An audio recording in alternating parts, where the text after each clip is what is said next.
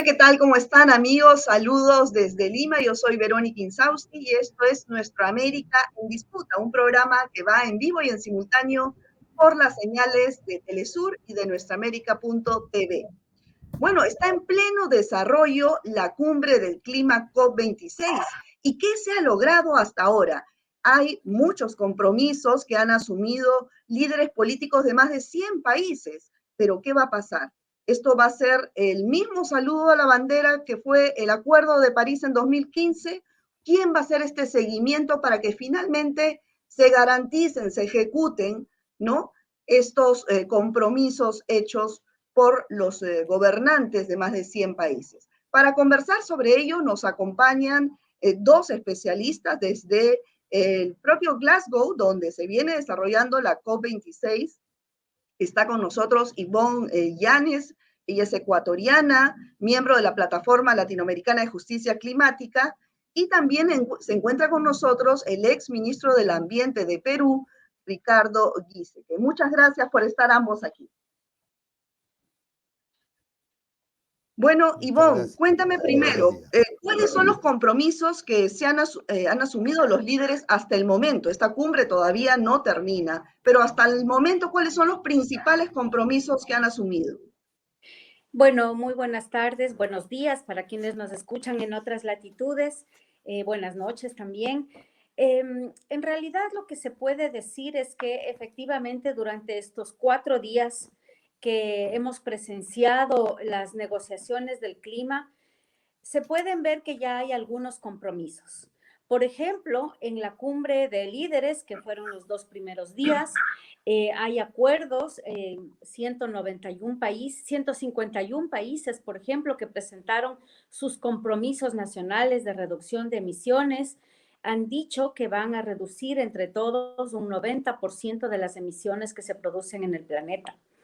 También hemos visto, por ejemplo, que países como el Ecuador, el presidente lo que ha anunciado que va a ampliar la superficie alrededor de Galápagos para crear una nueva reserva marina y eso va a servir también para combatir el cambio climático. También se ha visto que hay muchos países, como por ejemplo Estados Unidos, que ha dicho que va a reducir el metano en un 30% y ha anunciado también unos planes de un tipo de agricultura, que es agricultura climáticamente inteligente. Sin embargo, todos estos anuncios lo que apuntan es básicamente a fortalecer el mercado de carbono. Y el mercado de carbono, como se ha podido ver desde el año 97 con el protocolo de Kioto, no ha logrado reducir las emisiones ni menos controlar el calentamiento global. Desde las organizaciones de la sociedad civil que estamos aquí trabajando, digamos, paralelamente a la COP y que también vamos a la COP para saber qué es lo que se está discutiendo allí, hemos denunciado que todos estos compromisos lastimosamente no significan que se va a reducir las emisiones en la práctica, porque lo que se está haciendo es a través de esta nueva forma que se llama emisiones netas cero o de las soluciones basadas en la naturaleza, simplemente obtener permisos para compensar, entre comillas, las emisiones de CO2 que vienen de los combustibles fósiles. Por lo tanto, todas las declaraciones son meramente declaraciones en función de un negocio del mercado de carbono y no en función del cambio climático. Ricardo, ¿usted qué opina al respecto? ¿Qué pasa si estos compromisos no se cumplen? Hemos visto que en la cumbre de París en 2015 también los compromisos fueron muy similares y no se avanzó casi nada. ¿Qué va a pasar? ¿Qué va a pasar con la humanidad si esto sigue así en este camino?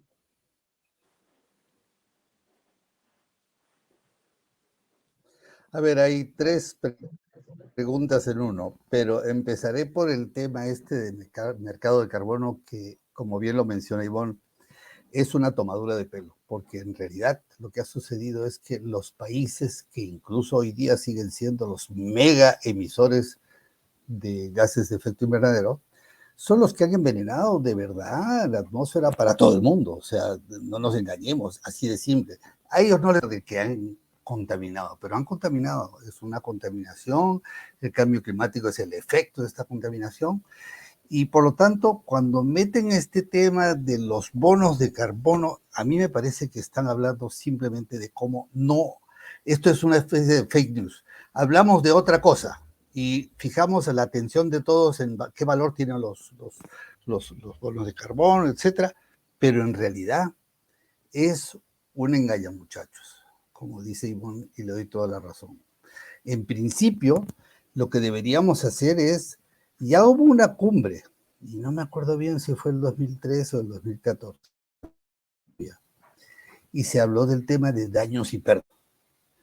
Y mire que ese tema de daños y pérdidas le han echado tierrita por encima, no se ha vuelto a tocar, y cuando se toca en una línea, en otra, a veces en ILAC, a veces en algún otro tema, pero nunca se vuelve a hablar, porque en realidad es cómo, quién va a pagar por los daños y pérdidas sufridas por muchos de los que han ido haciendo el cambio climático. ¿Qué tal? En Perú, en Ecuador y en Colombia y en Bolivia, yo he trabajado en un proyecto que se llamaba Proyecto de Adaptación al Rápido Derretimiento de glaciares de los Andes tropicales.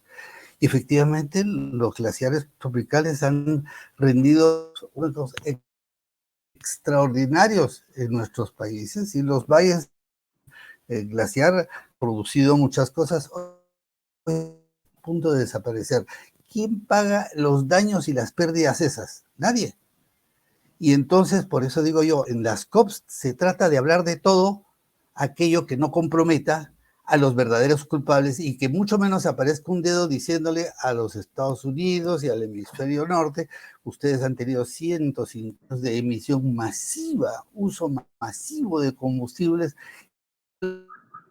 y nos han contaminado todo el mundo, pero el mundo está contaminado por los próximos 2 o 3 mil años. El CO2 no se va mañana.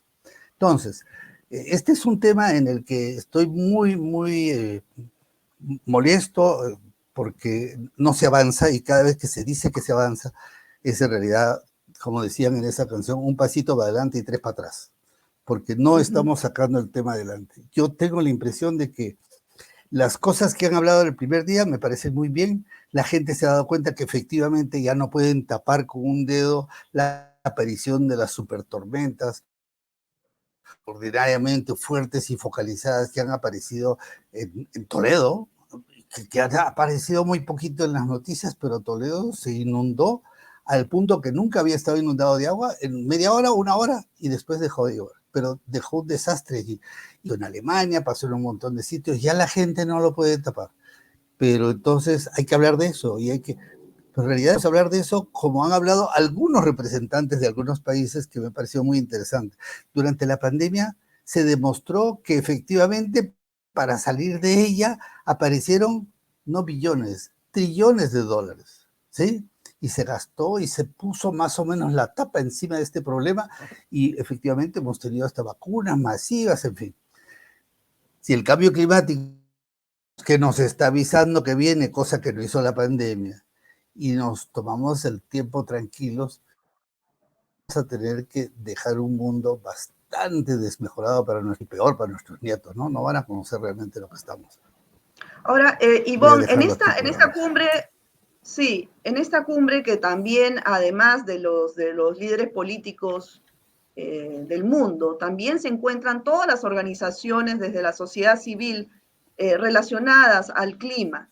¿Cuál es la propuesta desde las organizaciones para poder garantizar que estos compromisos se cumplan? Bueno, la propuesta más importante que viene desde las organizaciones llamadas de la sociedad civil, pero somos organizaciones ecologistas, pueblos indígenas, organizaciones de campesinos, organizaciones que trabajan el tema de la basura, es decir, hay una infinidad y diversidad de organizaciones que estamos aquí en Glasgow. Lo que decimos es que vamos, primero, que la cumbre sobre el clima tiene que hablar de clima, no puede ser una conferencia de negocios. Si es que queremos hablar, por ejemplo, de financiamiento, no podemos tener dobles discursos. Por ejemplo, hablar de financiamiento para el clima hacia afuera y expandir la frontera petrolera o minera en los países, digamos, por ejemplo, en el Ecuador. Probablemente en Perú está pasando lo mismo. Es decir, que sean honestos y que no se tengan doble discursos. Si se quiere hablar de financiamiento, no debe ser a través de los mecanismos de compensación de carbono, porque como bien dijo Ricardo, y me parece muy bien, porque él es científico y sabe perfectamente que no tiene ninguna base científica. O sea, no se puede compensar las emisiones que vienen de los combustibles fósiles que han estado bajo el suelo 60 millones de años y esperar que la naturaleza, los árboles, los océanos puedan tener la capacidad de absorber todo ese petróleo, gas y carbón que han sido extraídos y quemados. Y en tercer lugar, si queremos hablar de financiamiento climático, tenemos que reconocer que existe una deuda ecológica, una deuda climática, como bien ha dicho Ricardo, por la apropiación ilegítima de más de 150 años de los países industrializados del norte, pero también una deuda ecológica por los desastres climáticos que no son desastres naturales, nos quieren hacer creer que son desastres naturales, pero son desastres provocados precisamente por este modelo de producción, por este modelo de consumo que es absolutamente petrodependiente e insustentable. También desde las organizaciones de la sociedad civil, lo que decimos es que hay que escuchar la voz de los pueblos. Hay que escuchar la voz de los pueblos indígenas, hay que escuchar la voz de los campesinos, porque la vía campesina tiene un eslogan súper bonito, que es los campesinos enfrían el planeta. ¿Por qué? Porque utilizan agricultura orgánica, porque no utilizan insumos agrotóxicos que son derivados del petróleo, porque cuidan el suelo, mientras que hay propuestas como la de Joe Biden, que lo que quiere es ampliar groseramente la agroindustria y acabar con la agricultura campesina. Entonces, yo creo que es muy importante que desde las organizaciones de la sociedad civil nos hagamos escuchar y sabemos lo que queremos. Es decir, los pueblos saben lo que quieren y no necesariamente vamos a esperar porque ya son 26 COPs que se reúnen en los gobiernos, muchos de los presidentes ya dejaron de ser presidentes, probablemente ya cuántos vienen detrás y no se ha logrado hacer ninguna cosa beneficiosa para el clima en estas cumbres llamadas del clima, pero que son solamente cumbres de negocios. Ricardo, y usted que ha estado desde el Estado, ¿no? Como ministro del Ambiente en Perú, ¿cuáles son las principales dificultades para poder hacer esta transformación global en nuestro modo de vida? Lo ha dicho la ministra Merkel en esta COP26, que esto no se trata de uno u otro compromiso, sino de hacer una transformación global, empezando por la economía, ¿no? Desde los estados, ¿qué tan difícil es avanzar en ello? A ver, voy a usar ahorita la cita que has hecho de la señora Merkel, que a mí me pareció una persona de extraordinarias capacidades, y creo que incluso para ella, convencida absolutamente del tema, que ha hecho un montón de cosas, nos está dejando una Alemania que tiene como 5 o 6 nuevas megaplantas a carbón. Y entonces, claro, cuando uno ya le pregunta y la arrincona contra una esquina, dice, bueno, pero ¿qué podemos hacer? El país vive de eso y entonces, o sea, presión de que efectivamente incluso los más preclaros gobernantes, cuando dicen A, en realidad es porque no nos están diciendo B, Y, Z, etcétera, porque eso se da apuntado, porque la política desgraciadamente está muy metida dentro del cerebro de la gente. Entonces, tengo la impresión de que lo que falta es que tengamos algunos gobernantes que de verdad entiendan que esto no da para más. Cuando Ivonne habla de los pueblos originarios y los pueblos nativos y los pueblos indígenas del bioma amazónico, ahí hay conceptos muy interesantes. El bioma amazónico es toda la cuenca amazónica más un poquito más, donde están metidos 9 países. 9 países. Sin embargo, el bioma amazónico está siendo sometido a una deforestación monstruosa. No solamente en Brasil, también en Argentina lo que tiene, también en lo que tiene Bolivia, también en lo que tiene Paraguay y por supuesto en el Perú y en el Ecuador y en Colombia.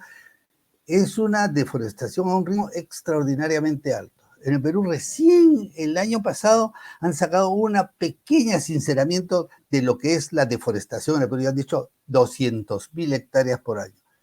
Yo tengo datos que hace varios años ya tenemos una deforestación que ronda 250.000 hectáreas por año. O sea, es como cuarto de millón, millón cada 4 años. Miren, el problema con esto es, uno, se afecta el hábitat de un montón de gente que son las poblaciones originarias que estaban ahí siempre. Y que gracias a su trabajo hemos heredado un bosque con muchísimas zonas prístinas hasta hace unos 30, 40 años.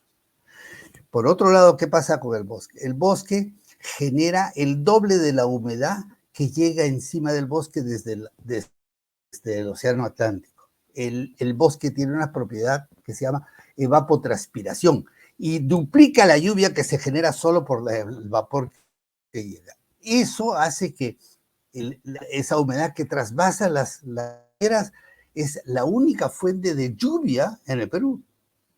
Y interesante es que más gruesa de esa humedad irriga Bolivia, irriga el sur de Brasil, el norte de Argentina, Uruguay y Paraguay.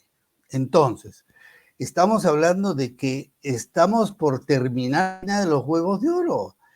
¿Dónde vamos a sacar ese tipo de cosas? Porque en Brasil, en Bolivia, en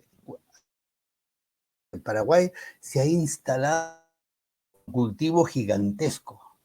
El monocultivo de soya transgénica, el monotransgénico, etc. Y entonces, ¿qué es lo que está sucediendo? Están desapareciendo el bosque y se está instalando una especie de sabanización. Casi un tercio ya de la Amazonía brasileña está convertida en sabana, es una especie de desierto, ya no hay ningún comportamiento forestal ni amazónico. Y entonces ahora empieza a faltarles agua, incluso para sus propios embrios, sus mega monocultivos de transgénico o de soya. Ahora Entonces, sí, lo que sí, quiero decir sobre esta es, ese primer trágica tema de realidad. deforestación es mucho más. Sí, sobre esta trágica realidad, justamente también en esta cumbre, Ivonne, Sí. se ha hecho un compromiso, ¿no? 28 países que están involucrados en esta deforestación se han comprometido a ver este tema de aquí al 2030. También otro de los compromisos que se ha realizado es de entregarles directamente a las comunidades nativas e indígenas 1.7 mil millones de dólares para que sigan cuidando la Amazonía, los bosques. Pero ¿cómo se va a administrar esto? O sea, este dinero va a llegar a través de ONGs, a los gobernantes centrales, locales, va a llegar directamente a las comunidades. ¿Cómo han previsto ustedes este tema? Bueno, en realidad el dinero que se suele ofrecer a las organizaciones y a las comunidades indígenas siempre está asociado a la emisión de certificados de compensación de carbono. O sea, no es una donación, no es una cosa que no tiene un interés por detrás. Siempre es lo que ha pasado, inclusive con los proyectos tipo RED, REDD, que ahora ya no se les llama así, ahora son soluciones basadas en la naturaleza, pero siempre hay esto. Entonces, además, digamos, si está asociado a estos certificados de compensación de carbono, es muy probable que las organizaciones llamadas transnacionales de la conservación, como WWF, Conservación Internacional, The Nature Conservancy y otros, sean un poco los intermediarios del manejo de este dinero. Entonces, no es que les vaya a llegar a las organizaciones y a las comunidades indígenas del 1.7 millones de dólares, 1.000 millones de dólares. Siempre van a haber estos intermediarios que son las ONGs grandes de conservación. Pero además, yo mucho me temo que la banca multilateral, de hecho, en estos días se llegó a esta declaración, ¿verdad?, que se llama de los bosques y del uso de la tierra, en donde se comprometen inclusive 12.000 millones de dólares, más de 7.000 millones de dólares desde el sector privado, y este acuerdo fue firmado junto con la banca multilateral.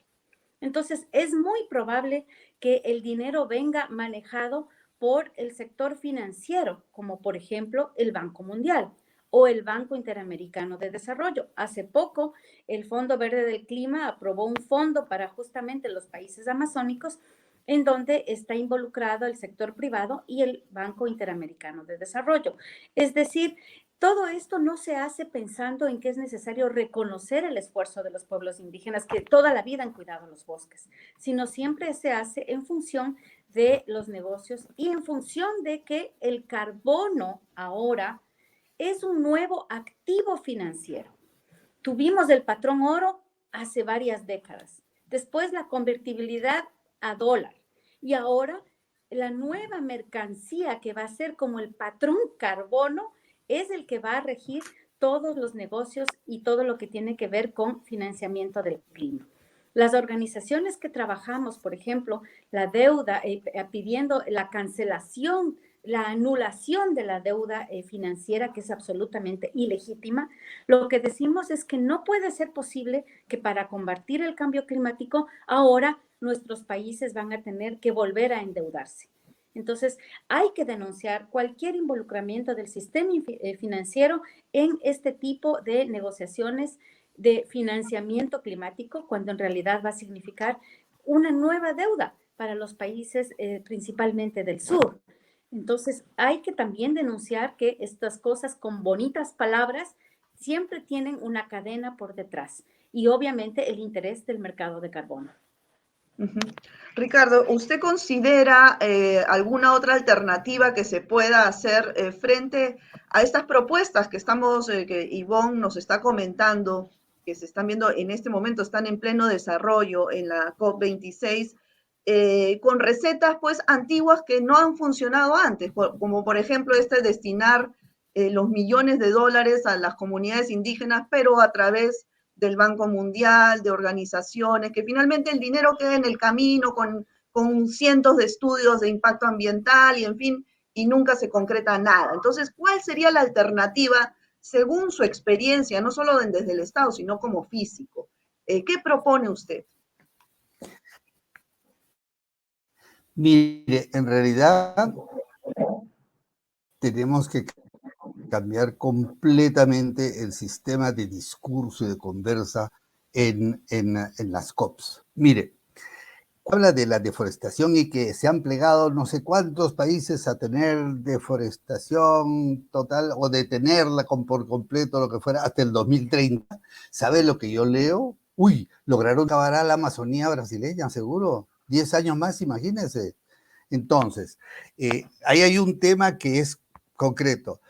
Yo he venido manejando cómo se podría hacer efectivamente desde el Estado. La única forma de salvar la Amazonía es poner una moratoria para que no pueda hacerse absolutamente nada que no sea totalmente discutido, que las poblaciones originarias hagan lo que tienen que hacer y puedan mantener sus formas de vida. Entonces, en esas condiciones, efectivamente, no es que se vaya a convertir eso, no, pero no puede ser en el sitio donde, por ejemplo, el BID con un montón de plata hace una década, ¿qué hizo? Generó un montón de carreteras que pasan a través de la Amazonía. Y eso no tiene ningún sentido. Ellos en sus carpetas, decidieron que estas eran las prioridades de América, que había que tener intercomunicación. Eso es falso. Es como si el mercado global ha sido extraordinario para la humanidad, ¿no? Para algunas personas de la humanidad que están localizados probablemente todos en el norte. Pero quiero decir otra cosa. Quiero decir que cuando hablamos de que todavía queremos llegar al límite de 1.5, ya la Organización Mundial Meteorológica dijo, ya tenemos en la atmósfera suficiente CO2 como para garantizar que el 1.5 entre el año 25 y 26 ya lo logramos. Eso ya está logrado. A irnos entonces a 2.0. Muy bien, con lo que hemos juntado de carbono ya lo tenemos garantizado más o menos para ir para el año 2040. Y para el 2100, mire, con lo que ya tenemos juntado en la atmósfera, vamos a llegar a 2.7 seguramente. La gente, los científicos suelen ser, hablan ya, nos dicen 2.7 desgraciadamente a lo que hemos juntado ahora, pero claro, hacen esfuerzos para que no suene a la fecha catastrófica. Pero en realidad vamos para allá. Y el tema aquí es que todos los gobernantes y todos los gobernados tienen que hacer de cuenta que estamos en el Titanic, que ya te avisaron que hay un glaciar gigante delante y que estamos inermes y no tomamos ninguna decisión, pero estamos todos en el mismo barco. O sea, no hay otra tierra, no hay una tierra de repuesto. Entonces, lo que queda es hacer la toma de conciencia real. A mí me pareció muy bien el inicio del activismo de la Greta Thunberg, que se saltó a mirar a los gobernantes en su cara y hablar con los dueños del circo y no solo con los payasos. Pero es algo que tenemos que ir y hacerlo 1000 veces. Son de problemas, pero creo que la deforestación, ya dije, hay un tema. El tema de los fondos es el otro tema que parece ser, pero como dice Ivonne, esperemos que se abran nuevas vías y nuevas formas, porque si, como decía Einstein, si hacemos lo mismo de antes, todo va a ser el mismo de siempre. Así es. El tema de daños y pérdidas. Creo que no debemos perder ese punto, no lo debemos perder. Sí, se nos ha ido el tiempo, pero una última pregunta, si nos puedes contestar así muy puntual, Ivonne. ¿Cuáles serían los principales desafíos en cuanto a términos de financiamiento climático?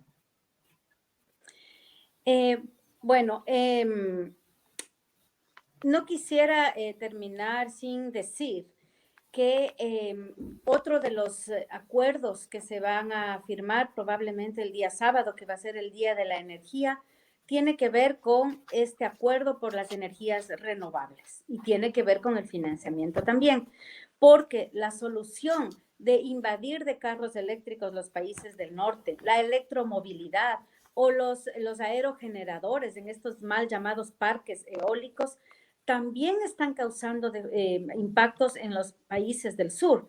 Por ejemplo, se extrae litio de Bolivia, de Chile, y en el Ecuador, por ejemplo, se extrae y prácticamente han acabado con la madera de balsa. Seguramente después se van a ir para el Perú para poder construir las aspas de los aerogeneradores. Es decir, el acuerdo que van a llegar con fondos del financiamiento climático para expandir la energía renovable tampoco es una solución. Es más, es otra falsa solución, igual que el mercado de carbono. Y finalmente yo quería decir que desde hace muchos años la Plataforma Latinoamericana de Justicia Climática, la Red Oil Watch, desde Jubileo Suraméricas, lo que siempre decimos es que hay que reconocer la deuda climática, pero además la verdadera solución es empezar a dejar los hidrocarburos en el subsuelo. El Ecuador tuvo hace unos años una iniciativa, la iniciativa Yasuní, que era precisamente eso, empezar a dejar una parte del petróleo, y para eso necesitaba la colaboración internacional a través de fondos que iban a permitir que el Ecuador avance hacia sociedades no petroleras. Entonces, bueno, muchísimas gracias. Sí, muy bien. Sí, lamentablemente se nos ha ido el tiempo. Este tema da para muchísimo más. Vamos a seguir tocándolo seguramente cuando culmine ya la cumbre del clima. Les agradezco a ambos, Ricardo Giesecke y Ivonne Yáñez, por estar aquí, por participar, sus comentarios. Y bueno, estamos todos alertas desde la sociedad civil sobre lo que transcurre y sobre los compromisos y retos que significa lo que va a suceder en esta cumbre COP26. Muchas gracias a ambos por acompañarnos. Muchas gracias, hasta luego. Bueno, muchas gracias. Bueno, amigos, saludo especial, Verónica y Ivonne. Igualmente, gracias. Bueno, amigos, esto ha sido todo por hoy. Nos ganó el tiempo. Cuídense mucho y nos vemos en una próxima emisión de Nuestra América en Disputa. Chao.